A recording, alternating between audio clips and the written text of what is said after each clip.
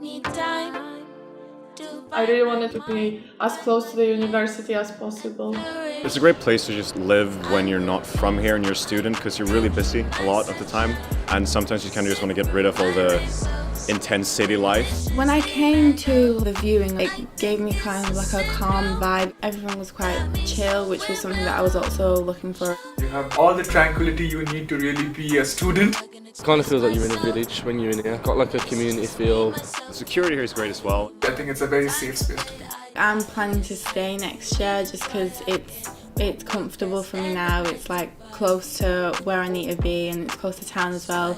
I'd say United have done a tremendous job. They've been really supportive in terms of lockdown when students were stuck in the flats. They were really supportive in helping with the shopping. The reception staff are great. The maintenance staff are great. They're nothing but first class really. They're just great. Yeah, they're great.